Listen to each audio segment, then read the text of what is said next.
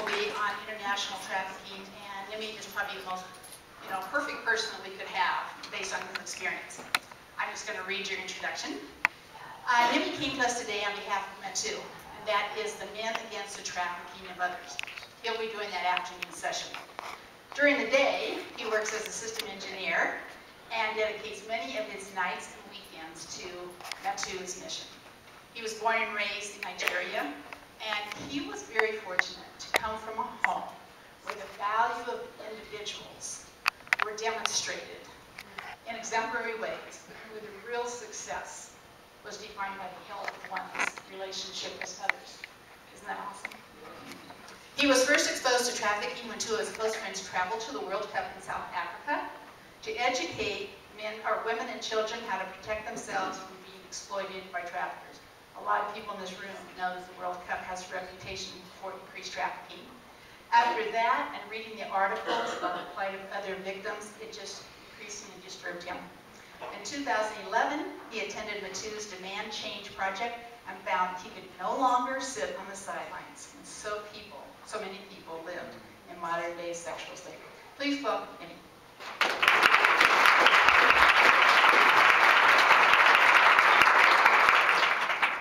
Thank you, Pam, for that warm introduction. And I just want to say I'm really grateful to be here. I'm from Minneapolis, and it's exciting to be in a place where the weather is above 0 degrees and there's no snow outside. I almost wore shorts, but someone recommended that I probably shouldn't do that. I decided not to. MATTOO, as you heard, stands for Men Against the Trafficking of Others. We have a presence in about 5 different countries. And again, like I said, I'm really excited to be here and to process and talk to you today what international human trafficking is all about. So before I go on, this is going to be a bit interactive as we go, so I'd like you to take a moment to turn to a neighbor and introduce yourself and tell them why you're here. Let me begin by telling you Alyssa's story. Alyssa's home life in Texas was difficult and confusing. She found freedom when she got a driver's license the day she turned 16. The next Friday night, she took off in the car her parents had just given her, and she stopped at a convenience store to grab a snack. A good-looking man of about 30 leaned up against the counter and smiled at Alyssa as she paid for her candy bar. Alyssa was thrilled with the attention of a real man. When he struck up a conversation with her, she was elated. Thinking the handsome man actually considered her a grown woman, she flirted with all her 16-year-old skill. The pair spent the evening together at a local pool hall, and Alyssa developed quite a crush on the attractive older man. Each weekend for the next few weeks, Alyssa met her new boyfriend at the convenience store and spent hours with him being treated like a woman instead of a child. After a few dates, she accepted his invitation to move in with him. She was in love. Alyssa packed her clothes and took off to the city to start a new life. Before long, Alyssa's boyfriend told her he had lost his job and couldn't pay the rent. She was horrified when he told her she would have to return to her parents' home and begged him to let her help so she could stay with him. Slowly and cautiously, he introduced Alyssa to the idea of becoming an escort, simply accompanying men on dates for the money. This sounded like a great idea to Alyssa, so she quickly agreed. She would do anything to keep playing house with her lover. Then the dream became a nightmare. On the night Alyssa was to escort her first paying customer, her boyfriend casually told her the man would expect to have sex with her. When a shocked Alyssa refused, he threw her on the floor and cruelly beat her. So Alyssa met her first customer as planned. She had encountered her first job. Shortly after, Alyssa was engaged in full-time street prostitution and forced to hand over all her earnings to her pimp. Alyssa's boyfriend tattooed her with his nickname, branding her as his property. He posted prostitution advertisements with a picture on the internet. He rented hotel rooms and forced Alyssa to have sex with men responded to those attacks. He threatened Alyssa with an assault rifle he kept in the closet of his apartment. Over the next few months, he physically assaulted her on multiple occasions. He would then leave her alone and scared at the dingy apartment, carrying on with his life as if nothing was out of line. Eventually, he was caught in a sting operation, and Alyssa was freed. When taken to court, he later pled guilty to trafficking Alyssa. Alyssa was one of the fortunate few who's been rescued. I tell you that story because, as much as I'm here giving you information and presenting some facts, I want you to have it at the back of your mind that these are stories of real people, people like you and I, who found themselves in realities they would never imagine. So, what is international human trafficking? Jim, before me, did a great job highlighting some of the things that are found in human trafficking, so I won't spend too much time on this.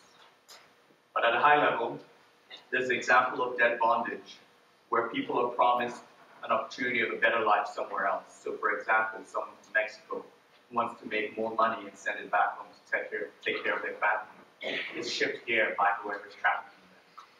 And then when they arrive, they're told to hand over their papers and whatever identification they have, and they're essentially enslaved and made to work, telling them that they're under a huge amount of debt, and until they pay off that debt, they can't go anywhere. Essentially, they're held against their will. Another form of trafficking is forced labor. This is another example that most of you might be familiar with if you've heard the Bible stories like the Israelites being enslaved by the Egyptians. Essentially, people are held and made to do hard forced labor with no hope of being able to escape. Today, this often happens in very, very poor places like parts of India, where women, children, men are essentially kept in labor camps and forced to make bricks and things for general structures. Another form of international human trafficking is involuntary domestic servitude, which again is a similar theme. People are being held against their will. They're shipped somewhere else, so women from, say, Cambodia or somewhere else may be shipped to a place like Saudi Arabia as opportunities to serve in a home setting, be a house help. But essentially, when they get there, they're really treated essentially like slaves, not given any rights, not given food, forced to starve sometimes, and being forced to work really hard in the home setting. And finally, sex trafficking, which many of you here might be aware of as well. Similar scenario where the trafficked victim is forced to perform sex activities for whoever is trafficking them against their will and held in that environment with no hope for escape. Again, in all these forms of trafficking, the thread is the same. People are forced, tricked, or coerced to perform these activities, and essentially they don't have a choice. They're not allowed to make a different decision and go a different way if they don't want to be a part of it. My journey in this, as mentioned in the bio, started in about 2011, where I got to be a part of MATTOO's Demand Change project. It was an event at the Capitol Hill, a very rainy and cold day, where about 200 of us men gathered to hear from different people, very much like an event like this today. We got to hear from police chiefs, we got to hear from the senator. But just to give you some context, prior to this, I grew up in Nigeria. In history classes, we were told about slavery. We were told about people being shipped in boats to different parts of the world and basically made to experience very uncomfortable things. And then we were also told about people like William Wilberforce. He was a member of the British Parliament who gave his life to combating slavery at the time. And essentially, after 30 years of fighting, trying to put the same legislation through, he eventually succeeded, and slavery was abolished.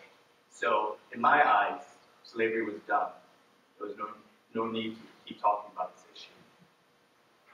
Fast forward to this day where I got the chance to hear from some victims about their experience and their plight, being prostituted by their pimps, shipped across state lines, and essentially people they trusted took advantage of them and forced them to do many, many unspeakable things.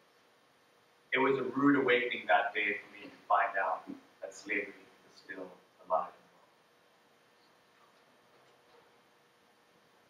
You see, if the truth about global warming is inconvenient, I'm here to tell you that the truth about human trafficking is even more inconvenient. International human trafficking is the second largest global criminal market in the world. And it's fast, it's basically growing very fast. It's second only to drugs. And the reason for that is the mafia and the people who are behind these criminal enterprises have realized that while we can do drugs, people can only use drugs once. But as they delve into some of these other markets for human trafficking, they realize that they can use the victims again and again and again and continue making a profit that way. So it's becoming more lucrative for them. Here's a number that many of you who've been involved in the issue might be familiar with, 27 million. 15 years ago in 1999, Kevin Bales did some research around the world to come up with this estimate. Take a moment to think about that. This is his estimate of the number of people who may be trafficked in the world. If that number was a country, that number would be the 45th largest country in the world. Just take a moment to try and imagine a whole country of people who are enslaved. I don't know about you, but I don't want future generations looking back and saying we knew this fact and we did nothing about it. Another thing I want to stress is that number was the number that was estimated in 1999. Today is 2014, so you can only imagine what the true number might be today. Let me tell you another story of one of those 27 million. Latula was desperate to find a job to pay for his university school tuition in Uganda. While in town one day, Latula met a man who said he needed people to work for him at a factory in Kenya. Hoping this job would help him pay for his tuition, he agreed to accompany the man to Kenya and met with him to travel the next day. Other men and women also met them to travel to Kenya, and eventually they arrived at their destination, at a huge house. The man who had earlier been kind to them suddenly became rude and ordered them to give him their identification and phones. They were shown a video of a man who had been suffocated with a bag because he attempted to escape. They were all told that they would not be working at a factory, but would rather be working as sex slaves. Every room had a camera, and they were recorded while they were forced to have sex with strangers. After a month and a half of captivity, Latula was allowed to accompany his captors into town. When they stopped to have lunch, he ran away. Law enforcement officials in Kenya opened an investigation, and Latula was ultimately able to return to Uganda, and he received some medical attention. So in the whole spirit of keeping this a bit interactive, I'd like you to take a moment now and talk to the same neighbor that you said hi earlier, and try to take turns answering this question. What's the one thing you find the most surprising about the information you've heard so far today? I'll bring you back after 2 minutes. Because again, like I mentioned earlier, it's those kind of interactions that will really make the difference if we try to push forward with change. So, I'm going to go ahead and give you some more statistics. Can anyone guess what this number refers to? Yes, great answer. If you're like me, when you saw that number, your first reaction was, that's a lot of zeros. And Melissa Farley, one of the leading experts in researching this topic of human trafficking, did research and found out that this is about the estimated number of profits per year that people involved in human trafficking are making. That's more than the profits of Google, Coca-Cola, Disney, McDonald's, and Target combined. When you think about that, it's not a surprise that those who are involved in human trafficking do the cost-benefit and decide that this is worth the risk. And again, I want to emphasize that this is not positive profit. You know, the profits the other companies are making are enhancing our lives. This profit is causing destruction. another question for you.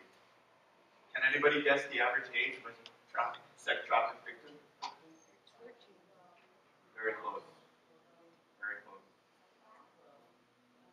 12 is the answer. Take a moment to think about that. Just remember what you were doing when you were 12 years old. I know for me, I had my Spider-Man toys and I was playing with my brothers and I had an awesome life ahead of me. And I've been given a lot of lessons to the point that I can be standing here before you today talking about the issue. There are many children in the world today who are being robbed of that opportunity to have a rich life. And the sad reality is that number is falling.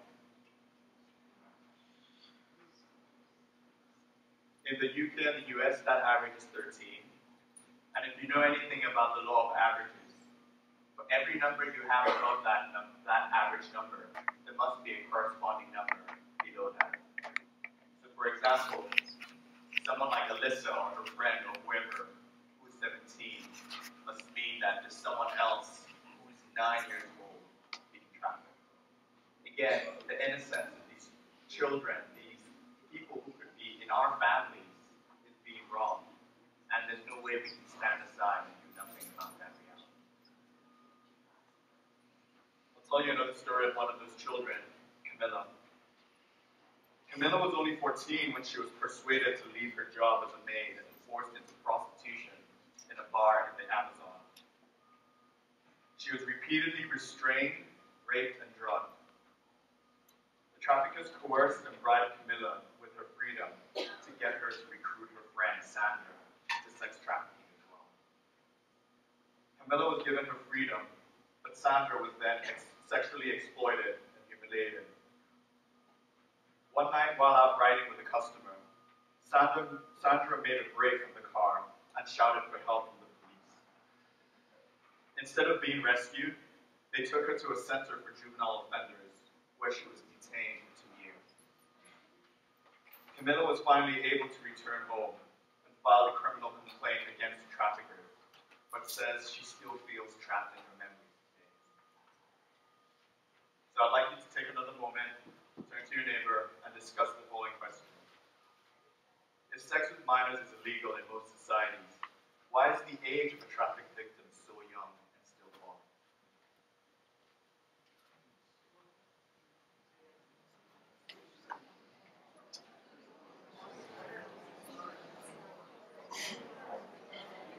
That question is, many people who are involved in exploiting others are making the decision that because children are less likely to have diseases like AIDS or STDs or any of those other conditions, they're safer if they have sex with young minors rather than with adults. Very sad reality. If you're like me, you may be wondering, why is this still happening? We are in 2014. Things should be different now. And as one of my friends put it to me, he's an economist, a lot of this has to do with supply and demand. We at MATTOO believe that if there was no buyer, there would be no seller. And if there was no seller, there would be no victim. One of the analogies we try to use is the analogy of a burning house.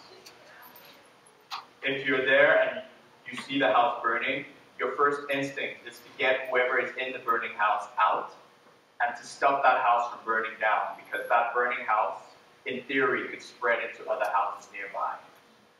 So, while it's so important and it's we really appreciate all the work that's done, we must be able to do both. We have to do all the work we're doing to help rescue those who are caught up in trafficking, and we must do what we can to end the demand. You may be wondering if this matters to you. The fact is, this is happening near you.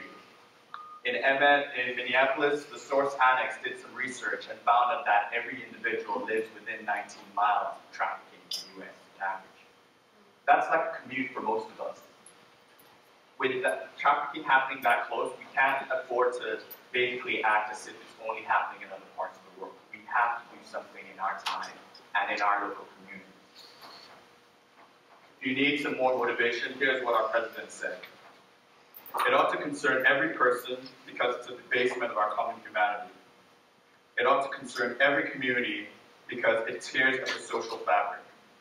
It ought to concern every business because it distorts markets. It ought to concern every nation because it endangers public health and fuels violence and organized crime. I'm talking about the injustice, the outrage of human trafficking, which must be called by its true name, modern slavery. Before I go, I just want to leave you briefly with the thought and the theme, which we'll be exploring later today, that there is hope. If there wasn't hope, I wouldn't be standing here today before you. I would be going about my merry life, probably staying in the Minnesota cold. You see, the fact of the matter is, in history, when the stakes were high enough, people did what they needed to bring about change.